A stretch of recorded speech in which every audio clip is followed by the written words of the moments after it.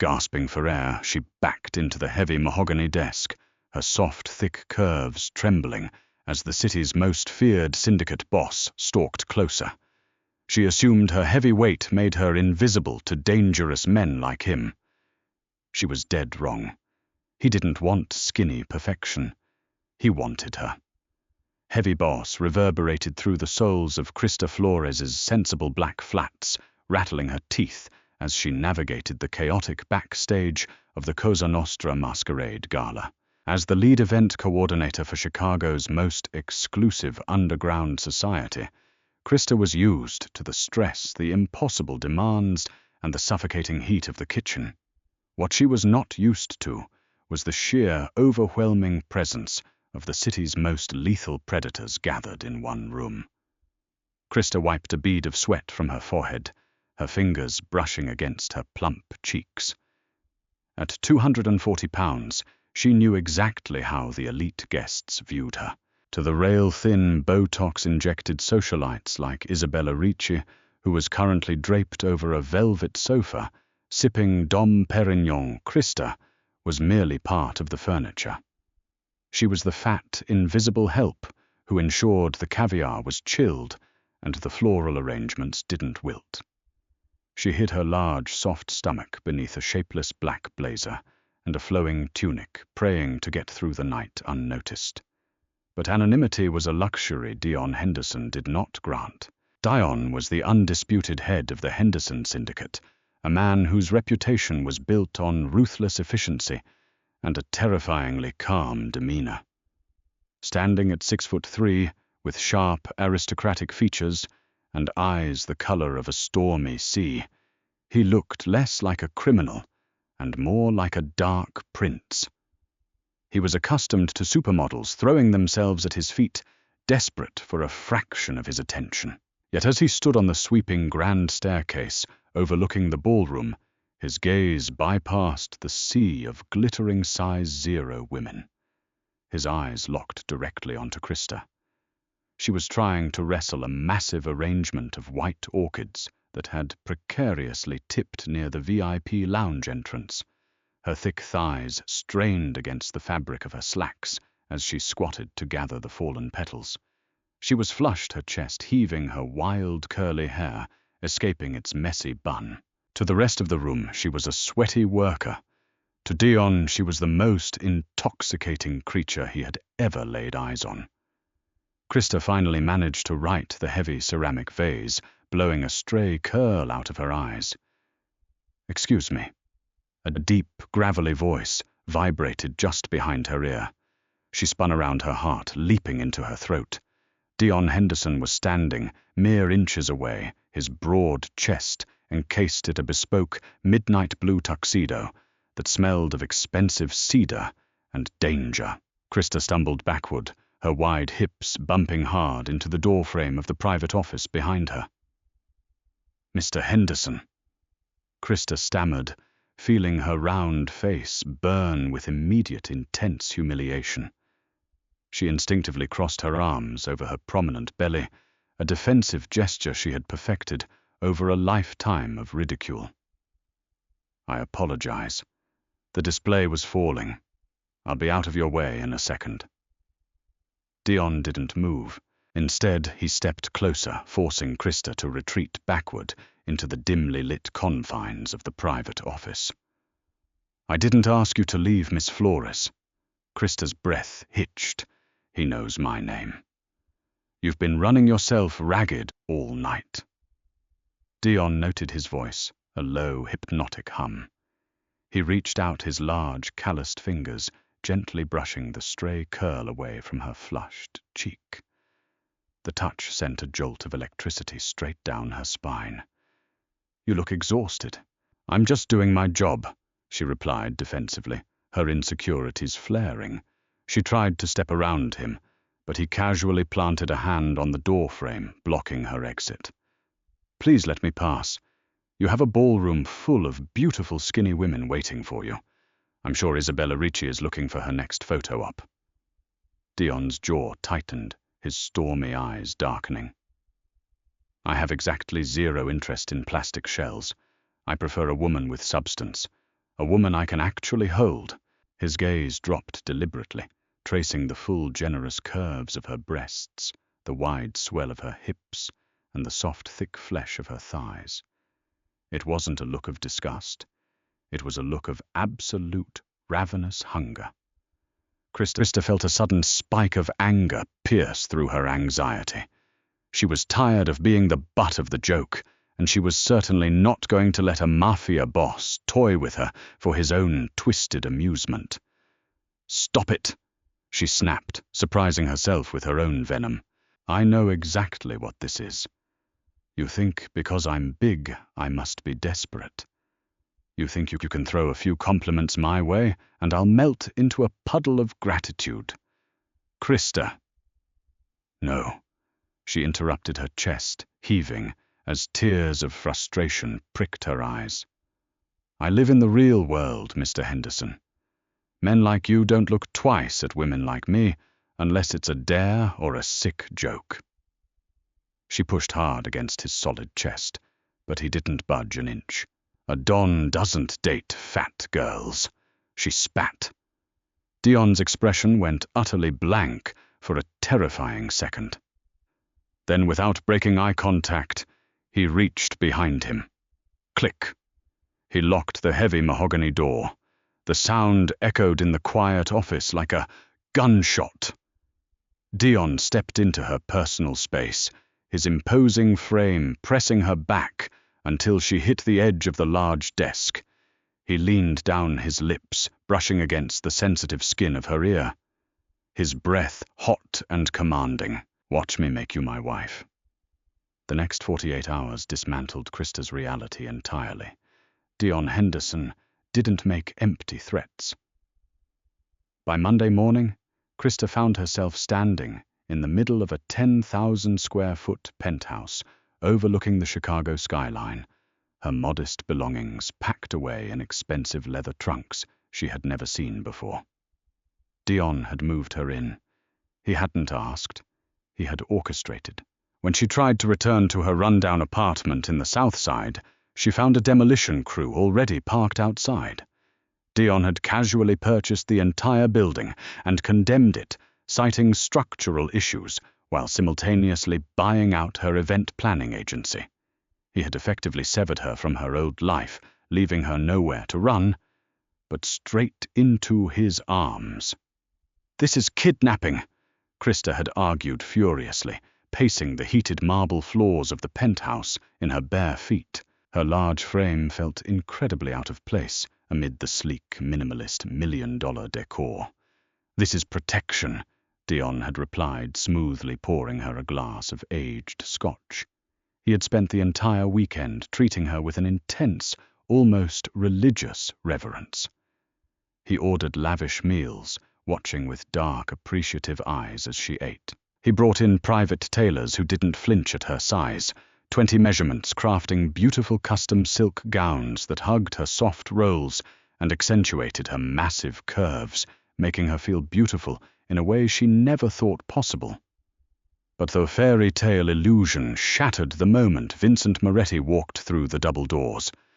Vincent was Dion's underboss, a sharp-featured, venomous man with a scar slicing through his left eyebrow. He operated strictly on logic and brutality. He didn't knock. He simply strode into the penthouse, stopping dead in his tracks when he saw Krista sitting on the plush sofa, eating strawberries from a crystal bowl. Vincent's lip curled in unmistakable disgust. "What is this Dom Dion, who was reviewing a ledger at his desk, didn't look up. "That is Krista. Address her with respect, Vincent, or I will remove your tongue." Vincent scoffed, pacing toward the desk. "You've got to be out of your mind. We have the feds breathing down our necks. The Barone family is encroaching on our ports, and you're playing house with a baker." He shot a cruel glare at Krista's thick waistline. "She's soft, Dion. Look at her. She's a walking liability. If things go south, she can't even run. She is not mafia wife material. The men are talking." Before Krista could shrink into the cushions and hide her face, in shame. Dion moved. He crossed the room with terrifying speed, his hand wrapping around Vincent's throat. He slammed his underboss against the reinforced glass window, the sheer force cracking the pane. "Let me make this perfectly clear." Dion snarled, his voice a lethal whisper. "Krista is my queen. Her softness is my luxury. Her size is my preference. If any man in this syndicate speaks a word against her, I will bury them alive in the foundations of our new casino. Do you understand me?" Vincent gasped, his face turning purple, and gave a frantic nod. Dion released him, and Vincent scrambled out of the penthouse, coughing and throwing one last hateful look at Krista. Krista sat frozen, the strawberry slipping from her fingers. The brutal violence was a stark reminder of the monster that lived beneath Dion's tailored suits. She was a hostage to a madman living in a gilded cage. Determined to find a way out, Krista waited until Dion left for a crucial sit-down with his captains later that night. The penthouse was heavily guarded on the outside, but inside she was free to roam. She slipped into Dion's private study, a room lined with heavy books and locked filing cabinets. She wasn't sure what she was looking for. Maybe a burner phone, maybe cash, or a schedule of the guards' rotations. She grabbed a heavy brass letter opener and jimmied the lock on his bottom desk drawer. It popped open with a metallic clink. Inside there was no cash, just thick manila folders. Krista pulled out the top file. It wasn't labeled with syndicate business. It was labeled Flores. Her breath caught in her throat. Her hands, thick and shaking, flipped open the folder. Inside were dozens of surveillance photos. Photos of Krista walking to work. Photos of Krista eating at her favorite diner. Photos dating back 3 years. He had been watching her long before the masquerade gala. But it was the document beneath the photos that made the blood drain from her face. It was an old, yellowed ledger sheet, heavily redacted, attached to a photograph from 20 years ago. In the photo, a much younger Dion Henderson stood next to a man Krista recognized instantly. Her father, Arthur Flores. Arthur had abandoned Krista and her mother when she was just 6 years old. He was a nobody, a low-level accountant who supposedly ran off with a waitress to Florida. But the man in this photo was wearing a pristine suit, shaking hands with Dion's late father, the former Don. Written in bold red ink across the bottom of the ledger was a single phrase: "Arthur Flores, embezzled $15 million, I'll locate and terminate. Bloodline assumes the debt." Krista stumbled backward, the folder slipping from her hands and scattering across the Persian rug. The room spun wildly. Her father hadn't run away with a waitress. He had stolen from the mob. He had stolen from the Henderson family. And according to the old mafia code, the bloodline assumed the debt. Suddenly, Dion's obsession made horrifying sense. He didn't just want a fat girl to rebel against societal norms. He didn't fall in love at first sight. He was collecting a debt. He had lured her into his trap, making her dependent, making her his as a twisted form of collateral for the sins of her father. "You shouldn't have gone in there, Mia Cara," a dark voice echoed from the doorway. Krista whipped around. Dion was standing in the threshold, his coat draped over his arm, staring at the spilled documents on the floor. His eyes held no surprise, only a deep, terrifying possessiveness. The lock clicked into place behind him. Panic clawed at Krista's throat as she backed away from the scattered files, her soft, thick calves hitting the edge of a leather armchair. She stared at the man who had effectively erased her entire existence in a matter of days. Dion advanced, slowly stepping deliberately over the damning photographs of her father. He didn't look angry. He looked devastatingly calm, an apex predator who had finally cornered his prize. "You bought me," Krista whispered, her voice trembling as a tear spilled over her flushed, plump cheek. She wrapped her arms around her heavy torso, suddenly feeling entirely exposed despite the yards of custom emerald green silk draping her generous curves. All of this, the clothes, the penthouse, the way you look at me like I actually matter, it was never about me. It was about $15 million. I'm just collateral. Dion paused, his dark eyes locking onto hers with a fierce, burning intensity. He reached down without breaking eye contact, his large fingers plucking the yellowed ledger from the Persian rug. He didn't read it. Instead, he gripped the thick parchment and tore it squarely in half, then in quarters. He let the shredded pieces flutter harmlessly to the floor. Your father didn't steal a single dime, Krista. Dion stated his voice, a low, gravelly rumble that vibrated through the heavy silence of the study. Krista froze, her breath catching in her lungs. What? Dion closed the distance between them, ignoring her flinch as he gently but firmly gripped her thick hips. He pulled her flush against his solid, muscular frame, forcing her to look up into his stormy eyes.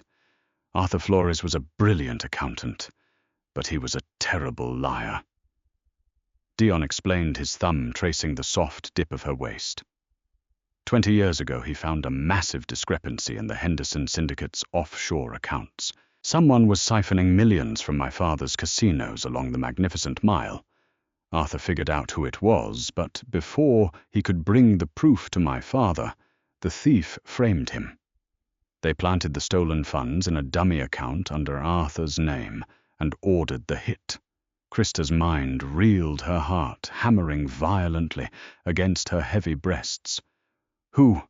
She choked out. Who framed him? Vincent's father, Lorenzo Moretti. Dion growled the name, dripping with absolute disgust. The Moretti bloodline has been poison in this syndicate for decades. When my father died 2 years ago, and I took the seat as Don, I initiated a full forensic audit. I found the truth. I found out the Morettis murdered an innocent man to cover their own greed. Krista swayed on her feet, the weight of the revelation crushing her. Her father hadn't abandoned her to run off to Florida. He was murdered. He was buried in some unmarked grave, while she and her mother struggled to survive on food stamps in the South Side. If you knew the truth, Krista stammered, fresh tears streaming down her face. Why the surveillance? Why do you have photos of me walking to the bakery or sitting at the bus stop on Michigan Avenue? Why didn't you just give me the money and let me go?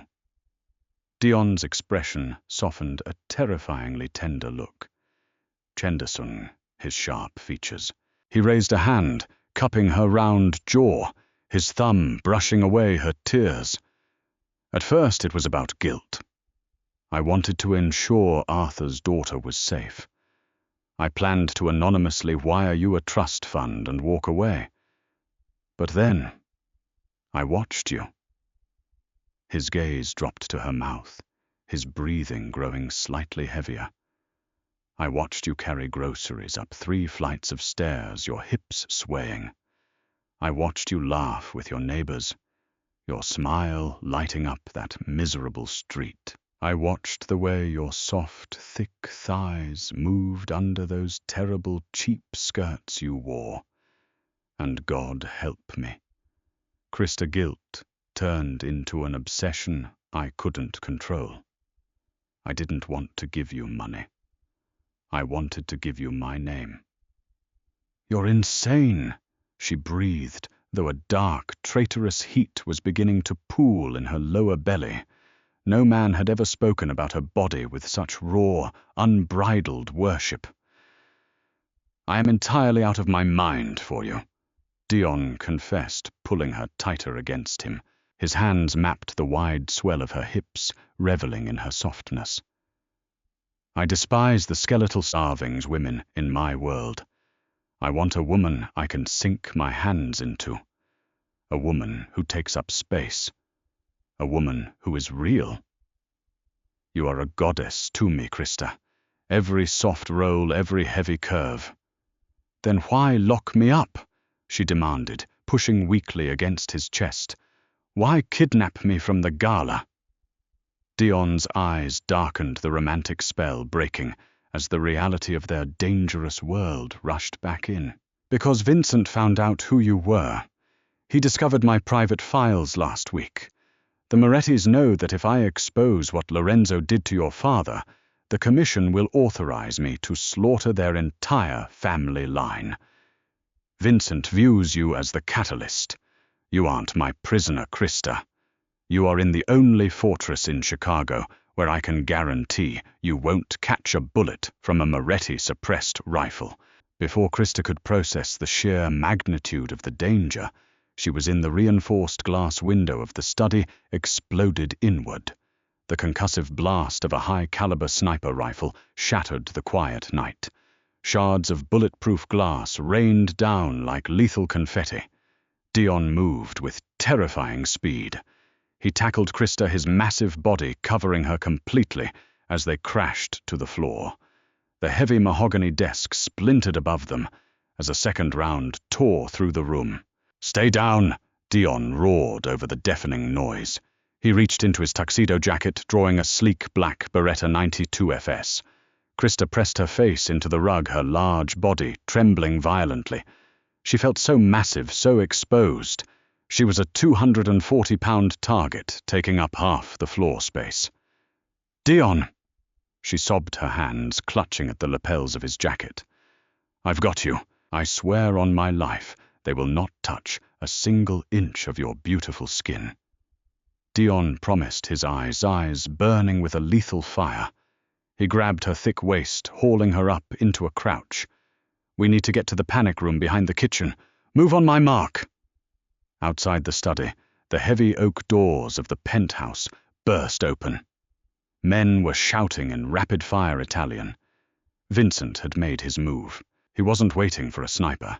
He had brought an absolute army to stage a violent coup and claim the Henderson throne. "Now!" Dion commanded. He pulled Krista into the dimly lit hallway. Gunfire erupted immediately. Dion returned fire with deadly precision, dropping 2 armed thugs in the corridor.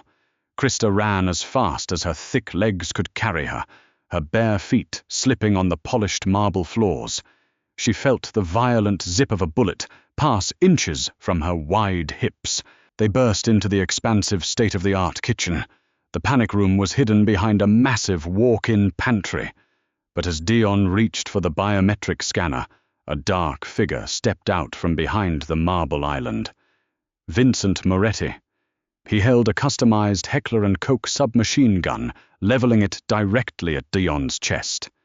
Vincent's face was twisted in an ugly, triumphant sneer. "Checkmate, boss. You should have stuck to business instead of playing house with a fat pig." Dion shoved Krista roughly behind him, shielding her massive frame with his own. "You're a dead man, Vincent. If you pull that trigger, my loyalists will hunt you to the ends of the earth." "Your loyalists are currently bleeding out in the lobby," Vincent spat. He aimed the weapon. "Nothing personal, Dom. Just cleaning up my father's loose ends." Vincent fired. Dion managed to twist, but a spray of bullets caught him in the left shoulder. He went down hard blood, immediately pooling on the white marble floor. The Beretta skittered out of his grip, sliding completely under the heavy steel stove. "Dion!" Krista screamed, her heart shattering as she watched the invincible Don fall. Vincent chuckled darkly, slowly walking toward them to deliver the killing blow. He didn't even look at Krista. To him, she was exactly what she had been at the masquerade gala, invisible. She was just a fat, helpless woman cowering in the corner. But Krista was done being invisible. She was done being the victim, and she was absolutely done letting men like the Morettis destroy her family. As Vincent stepped past a towering solid oak wine rack to get a clear shot at Dion's head, Krista's eyes locked onto the heavy structure. It was bolted to the wall, but she knew the cleaning crew had recently complained about the bolts coming loose. A skinny 90-pound socialite couldn't budget, but Krista weighed 240 pounds, and her thick legs were built with sheer, unadulterated power. With a guttural scream that tore from her throat, Krista charged. She threw her entire body weight against the side of the heavy oak wine rack. Her wide hips and thick shoulders slammed into the wood with the force of a battering ram. The loosened bolts shrieked and snapped in an instant. Vincent looked up just as the massive 600-pound structure toppled forward. What the crash! The wine rack slammed down on top of Vincent, pinning him to the floor in an explosion of shattered glass, splintered wood, and $1,000 Cabernet. His submachine gun clattered uselessly across the room. He screamed in agony as the heavy oak crushed his legs. Krista didn't stop. Breathing heavily, her chest heaving, she dropped to her knees near the stove. Her thick arms reached underneath her fingers, brushing the cold steel of Dion's dropped Beretta. She grabbed it, hauling herself back up to her feet. She walked over to where Vincent was trapped. He was groaning, coughing up blood, staring up at her with wide, terrified eyes. Krista stood over him, her massive, soft frame casting a long, terrifying shadow over the bleeding traitor. She felt a profound, dark power surge through her veins. "A Don doesn't date fat girls," Krista said, her voice eerily calm, echoing her own words from the office just days ago. She raised the gun, aiming it squarely at Vincent's chest. "He marries them." Before Krista could pull the trigger, a bloody, calloused hand wrapped gently around her wrist. Dion was kneeling beside her, clutching his bleeding shoulder. He looked up at her not with shock, but with absolute, breathless worship. She had saved his life. She had dominated his enemy. In that moment, she wasn't just a woman he obsessed over. She was his equal. "Allow me, mia regina," Dion whispered, taking the gun from her trembling fingers. He didn't hesitate. He put a single bullet between Vincent's eyes, silencing the Moretti bloodline forever. Dion dropped the gun and pulled Krista down onto the floor with him, indifferent to the blood and shattered glass. He buried his face in her soft stomach, his strong arms wrapping around her thick waist, holding on to her, as if she were the only anchor in his violent world.